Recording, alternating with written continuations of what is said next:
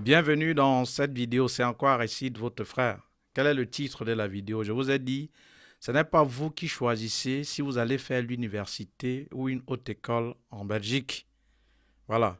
Donc, pourquoi j'ai choisi ce titre? Puisqu'il y a plusieurs parents ou certains étudiants qui m'écrivent parfois en message dans la messagerie pour me dire, quand c'est des parents, surtout les parents, Monsieur Aristide, vraiment, j'aimerais que ma fille fasse l'université. En faisant des recherches sur Facebook, sur Internet, sur Google, voilà, je me suis rendu compte que certaines hautes écoles sont chères. Or, elle a toujours ici au Cameroun, en Afrique, fait le public. Et j'aimerais qu'elle continue aussi toujours dans une université. En plus, même, les universités sont moins chères. Est-ce que c'est possible?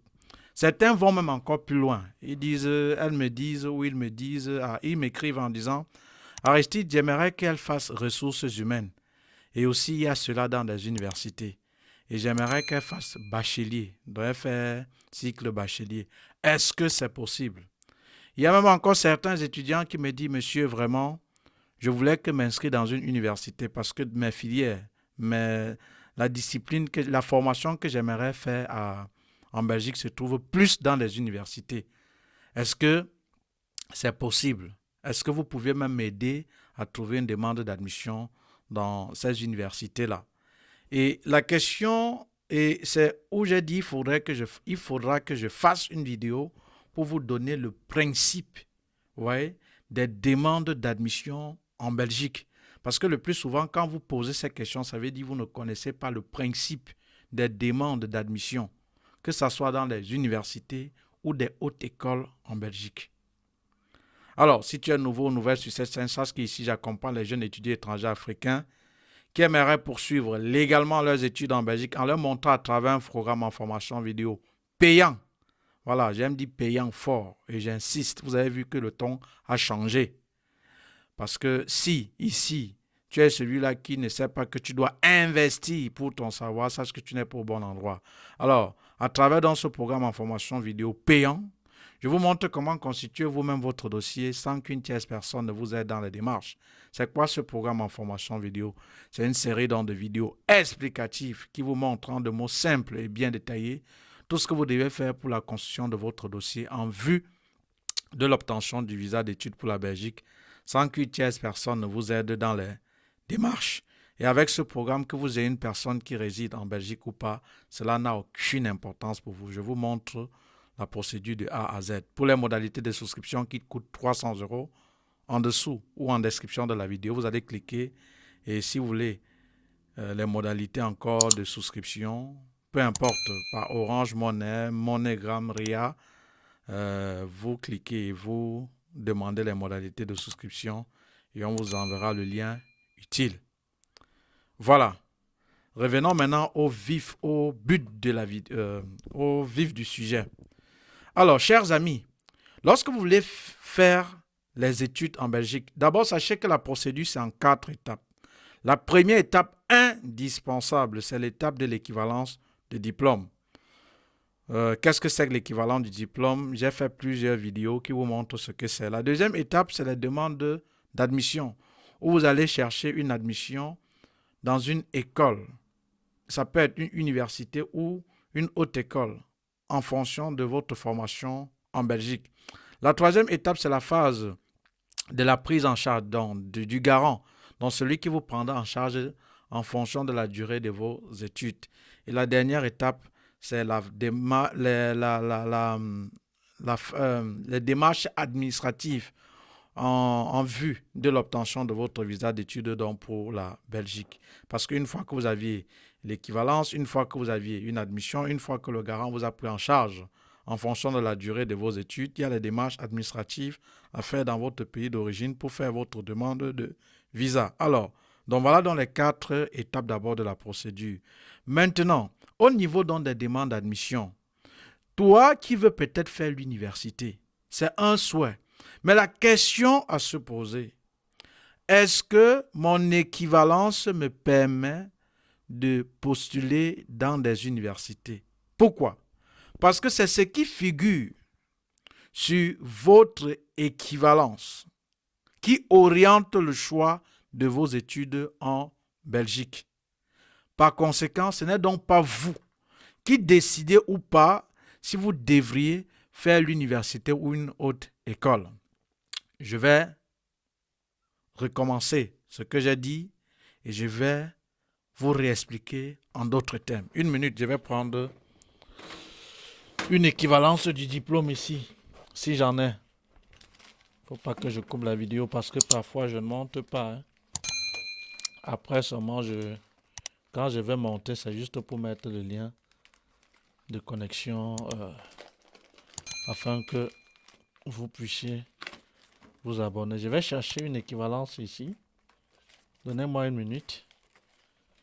Et je vais vous dire pourquoi je vous dis c'est l'équivalence du diplôme qui oriente le choix de vos études. Et vous n'allez plus poser la question Aristide, est-ce que je veux et me dire plutôt Aristide, ou un parent me dit je veux plutôt que ma fille fasse l'université. Je veux plutôt qu'elle fasse la haute école. Non, ce n'est pas à vous de décider si votre enfant doit faire l'université ou pas. Voilà, j'ai une équivalence dans le diplôme en main. Comme je vous ai dit, l'équivalence du diplôme, c'est la toute première étape pour la procédure. C'est après que vous faites votre équivalence du diplôme que vous pouviez être à mesure, en fonction de ce qui figure sur votre type d'équivalence, si vous allez faire l'université ou une haute école. On prend par exemple le cas d'une maman qui vient vous voir et dit vraiment, Aristide, ma fille ou mon fils a fréquenté ici dans les universités et j'aimerais qu'elle continue à l'université en Belgique, peut-être en ressources humaines. Alors, la question est de se poser, maman, est-ce que tu as fait l'équivalent du diplôme de l'enfant? C'est un souhait que l'enfant fasse l'université, c'est un souhait. Mais est-ce que tu as déjà fait l'équivalence? Non. Alors, la toute première chose à faire, chère maman ou cher étudiant, c'est de faire d'abord l'équivalence de ton diplôme. Une fois que tu fais l'équivalent du diplôme, il y a ce qu'on appelle parfois l'avis des experts. C'est quoi l'avis des experts? C'est, comme on dit, tu as soumis un dossier d'équivalence. Peut-être en objet même de la lettre de motivation d'équivalence, tu souhaitais peut-être faire ressources humaines, peut-être dans une université. Mais après examination de ton dossier, les experts ont décidé de donner une équivalence qui te permet plutôt d'accéder ou de poursuivre tes études dans des autres écoles en te donnant une équivalence de type cours. Par conséquent, même si tu voulais faire l'université, à partir du moment où tu as l'équivalent du type cours, tu ne pourras pas postuler à l'université. C'est pourquoi je vous ai donc dit, le choix de l'université ou la haute école ne dépend pas de vous, mais dépend de ce qui figure sur votre équivalence de diplôme. Je vais par exemple prendre le cas de cet étudiant que je vais masquer le nom pour que ça soit confidentiel. Voilà par exemple l'équivalence qu'il a eu. Il a eu les deux types d'équivalence. Où on a dit son équivalence est équivalent au certificat d'enseignement secondaire supérieur, on appelle ça le CES. Le CES est l'équivalent du baccalauréat. Donc si, par exemple, un Belge te dit je suis un bachelier, ou si tu dis à un Belge que tu es bachelier, il va sous-entendre que tu as une licence, pas un bac, attention. Mais par contre, si tu lui dis j'ai un CES, il va sous-entendre que c'est le baccalauréat. Parce que ce que tu appelles baccalauréat, c'est l'équivalence du CES. Tu vois, tu appelles baccalauréat, ça c'est l'Afrique. Le baccalauréat est le diplôme que vous obtenez à la fin de vos études secondaires. Par contre, le Belge, à la fin de ses études secondaires, il obtient le CES. Donc, baccalauréat équivaut au CES, certificat d'enseignement secondaire supérieur. Donc, ça c'était la parenthèse, on continue. Donc, alors, cet étudiant a eu deux types d'équivalence. On dit équivalent au certificat d'enseignement secondaire supérieur, enseignement général, permettant la poursuite dans l'enseignement supérieur de type cours. Ça veut dire quoi? Lui, cet étudiant, il est capable de postuler, peu importe le domaine, dans n'importe quelle haute école. S'il veut faire infirmerie et que dans cette école, il y a infirmerie, il peut postuler. S'il veut faire, par exemple, paramédical et que dans cette autre école, il y a paramédical, il peut postuler. S'il veut faire peut-être agronomie, comptabilité, assurance dans une autre école et que dans cette autre école, il y a assurance, agronomie, il peut postuler. On a dit donc, ça lui permet donc de postuler dans l'enseignement de type cours. L'enseignement de type cours ici, ce sont des hautes écoles. Maintenant, on continue, toujours sur son équivalence. Et on dit encore, il peut également postuler dans l'enseignement supérieur de type long. Ici, déjà, ça concerne des gens qui peuvent postuler à l'université. Vous voyez?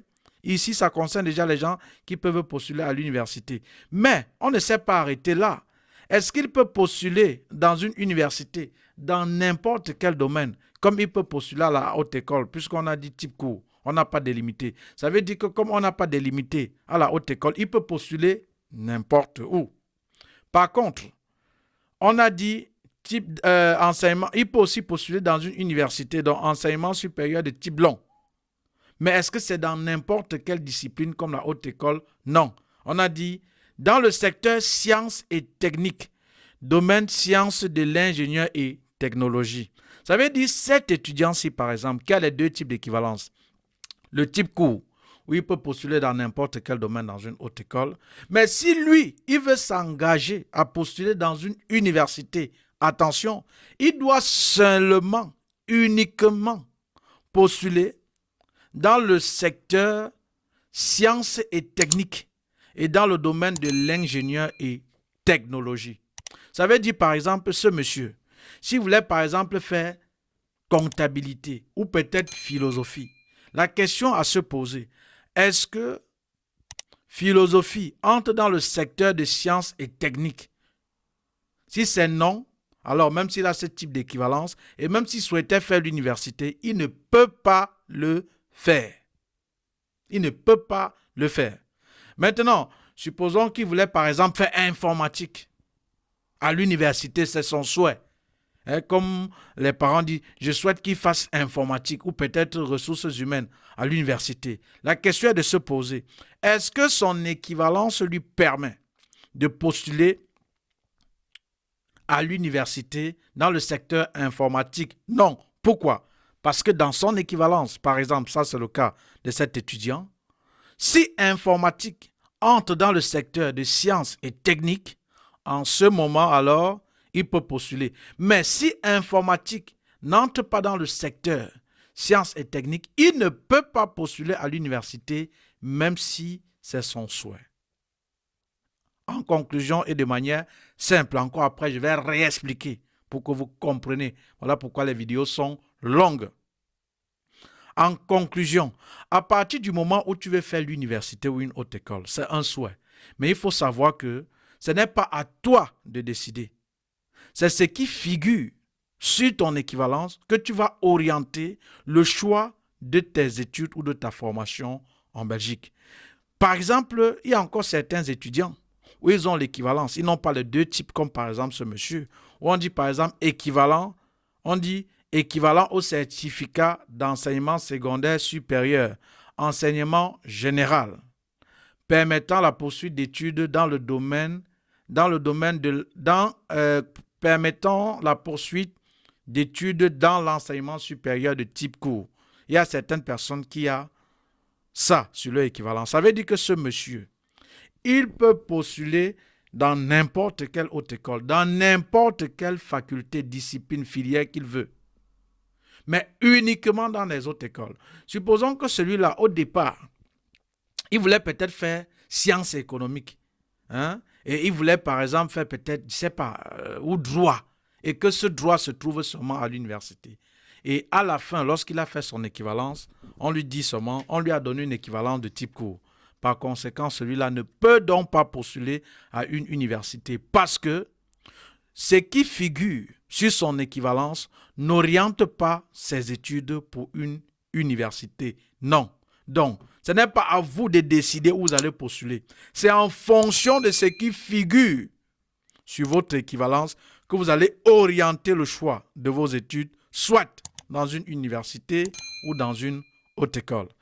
Maintenant, on va encore réexpliquer encore d'autres façons. Je vais encore réexpliquer d'une autre façon ou d'une autre manière, mais l'essentiel est que vous comprenez. Supposons encore, quelqu'un veut peut-être faire une haute école. Quelqu'un peut-être, ses filières se trouvent dans une université. Vous voyez? Donc, peut-être il veut faire peut-être, je ne sais pas, ressources humaines. Et cette faculté se trouve plus dans les universités.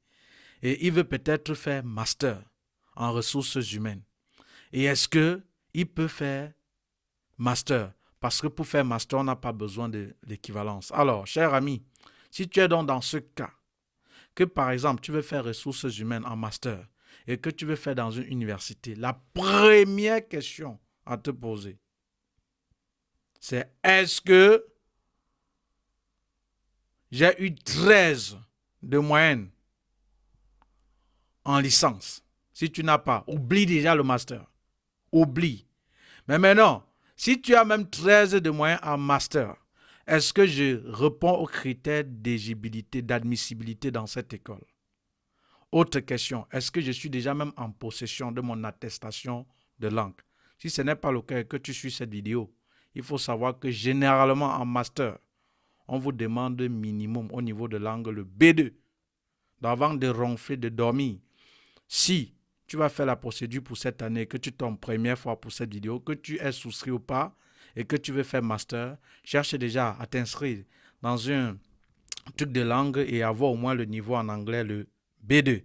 Sinon, ça va être difficile parce qu'en master, on n'a pas besoin de l'équivalence. Alors, si donc tu as 13 de moyenne et que tu veux faire master, tu n'as pas besoin de l'équivalence, mais je vous conseille de faire l'équivalence. J'ai déjà fait une vidéo où je vous dis pourquoi je vous conseille de faire l'équivalent du diplôme, même si vous voulez faire master, bien que vous n'aviez pas besoin. Je ne vais pas revenir là pour que la vidéo soit longue. Alors, si tu veux donc faire master, la condition, est-ce que j'ai 13 en licence? Je n'ai pas parlé du bac. Première condition, est-ce que j'ai 13 en licence? 2. Est-ce que j'ai rempli aux critères d'admissibilité dans le programme en formation vidéo? En fonction de l'établissement, je vous montre comment vérifier ces critères d'admissibilité.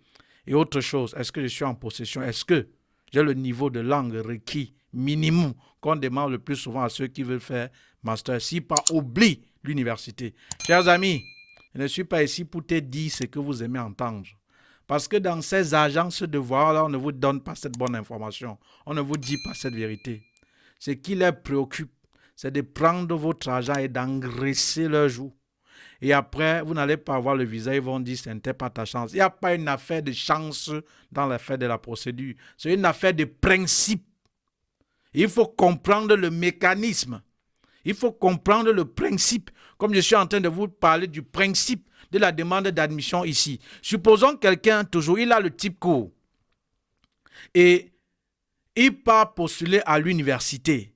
Par contre, le type court ne lui permet pas de postuler à l'université. C'est-à-dire ce qui figure sur son équivalence n'oriente pas le choix de ses études dans une université. 1. Il a d'abord perdu l'argent pour la légalisation des documents, puisque lorsque vous allez postuler dans une université, il y a la légalisation des documents que vous allez faire. Et de 2, il a perdu les frais d'études de dossier, qui est 200 €, puisqu'on est quitté de 83,5 €, qui est presque 57 000, à 200 €, qui est l'équivalent presque de 132 000, 131 000.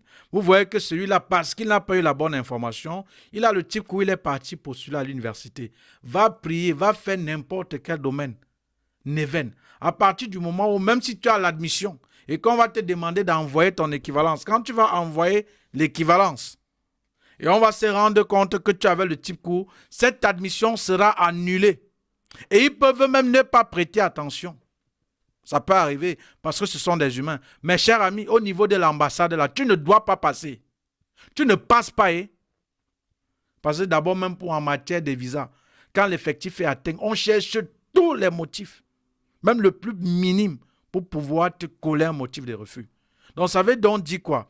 Si tu veux postuler à l'université, ou si votre enfant veut faire l'université, la question est de se poser, est-ce que ce qui figure sur son équivalence oriente le choix de sa formation dans une université? Si c'est non, vous abandonnez l'université parce que ce n'est pas à vous de décider ou pas si vous deviez faire l'université, mais c'est ce qui figure sur le choix de l'orientation de votre équivalence que vous allez orienter le choix donc de vos études. Cher ami, si tu n'as pas compris, je ne sais pas encore peut-être si tu dois comprendre. Je ne sais même pas encore comment t'expliquer. Mais si vous aviez compris, en commentaire, vous dites, monsieur, le message est passé. Si vous n'avez pas compris, je suis là pour ça. Je vais encore refaire une vidéo, peut-être expliquer en d'autres manières. Il y a d'autres qui vont dire, tu pouvais expliquer ça en 5 minutes. Vous ne me dites pas comment je vais expliquer. Quand j'explique ici, je prends le temps. Et je me dis toujours, une maman même peut me suivre. Et alors, il faut que cette maman puisse comprendre le mécanisme.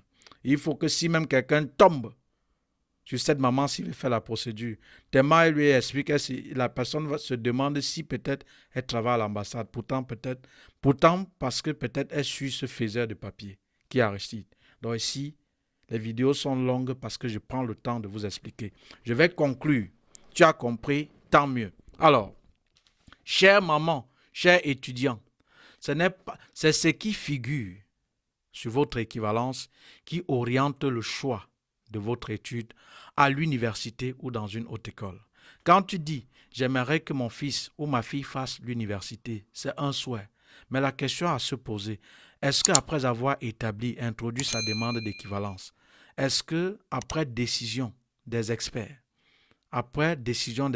est-ce que son équivalence lui permettra de postuler dans une université? Si c'est non, même si c'est votre souhait, oubliez déjà les universités. Postulez dans les autres écoles en fonction de ce qui figure sur votre type d'équivalence. Et j'ai pris ce cas concret où cette personne a 2 types d'équivalence, le type court et le type long. Mais le type long dans un domaine bien spécifique, puisqu'il y a 2 types d'équivalence. L'équivalent de type court qui te permet d'accéder uniquement, seulement dans les hautes écoles. Et l'équivalent de type long qui te permet d'accéder partout, dans les universités ou les autres écoles. Et généralement, c'est donné à ceux-là qui, après le bac, ont eu encore certains diplômes universitaires. Voilà. Donc, c'était donc tout pour cette vidéo. Donc, désormais, vous n'allez plus me dire, Aristide, je vais postuler que dans une université. Je vais faire que l'université. Non, ce n'est pas à toi de décider si tu vas faire l'université ou pas. C'est ce qui figure sur ton équivalent du diplôme que tu vas décider, orienter le choix dans de tes études ou de ta formation en fonction de ce qui figure sur la décision de ton équivalence. Donc voilà pourquoi c'est important de faire rapidement votre demande d'équivalence. Voilà. Et vous qui êtes dans le groupe, lorsque je prends déjà vos dossiers, pour ceux-là qui m'ont confié le dossier, me confient le dossier, ce n'est pas gratuit, c'est payant. Il faut que je vous dise. Quand je prends déjà vos dossiers par expérience, je peux vous dire déjà quel type d'équivalence vous aviez. Parce que l'équivalence se traite en 3 mois. Parce que s'il faut attendre, on vous donne une décision en fonction de la décision avant que vous orientez le choix de vos études. Chers amis, les demandes d'admission vont même finir, être clôturées. Parfois même à qui vous avez confié, vous n'allez pas avoir votre équivalence parce qu'ils tâtonnent. Mais à partir du moment où vous me confiez le dossier et que je suis en possession de vos documents, je peux déjà par expérience, vous dire que tel que je suis en train de voir ton dossier, tu auras tel type d'équivalence. Et parfois à 90%, ce que je t'ai dit est vrai. Voilà, parce que c'est l'expérience du pape des faiseurs de papier. Donc c'était donc tout pour cette vidéo. Donc, faites d'équivalence rapidement et orientez le choix de vos études en fonction de ce qui figure sur votre type d'équivalence. C'est en fonction de ce qui est écrit ici que tu vas postuler dans une haute école ou une université. Parce que c'est la sorcellerie d'avoir le type court et d'aller postuler dans une université. Tu n'auras jamais l'admission. Il y a même certaines qui l'ont fait, ils ont l'admission. Mais à partir du moment où on va demander d'envoyer l'équivalence, quand tu vas envoyer, on va voir le type court, on va annuler cette admission. Et maintenant, tu peux même envoyer ton document, ne prête pas attention, l'ambassade doit te bloquer. Donc si tu es dans ce cas, annule tout de suite la demande de visa. Il ne faut pas dire que je vais essayer. On ne sait jamais. Tente ta chance. On ne tente pas sa chance. Chers amis, vous ne connaissez même pas l'histoire de procédure. Si même on pouvait prendre votre argent que vous dépensez pour les démarches là, on prend et que vous ne voyagez pas, ça devrait les arranger. Mettez-moi ça bien dans vos cerveaux là. Vous comprenez? Et c'est ce que les faiseurs de papier, ces agences malhonnêtes ne vous diront pas. Et vous saviez ici, je vais te dire la vérité qui va te libérer, que le mensonge qui doit te plaire. Voilà pourquoi vous êtes aujourd'hui nombreux à suivre Aristide. Donc, c'est ce qui figure sur ton équivalence que tu orientes le choix de ton étude dans une université ou dans une haute école. Donc, c'est après la décision, après ton équivalence, ce qui figure là, que tu vas orienter, tu vas décider ou tu sauras si tu feras l'université ou une haute école. Donc, c'est ça qui te dit si tu vas faire une université ou une haute école, c'est-à-dire ton équivalence. Donc, abonnez-vous et partagez au maximum. C'était comme ça. Aristide, votre frère. Merci, à très bientôt.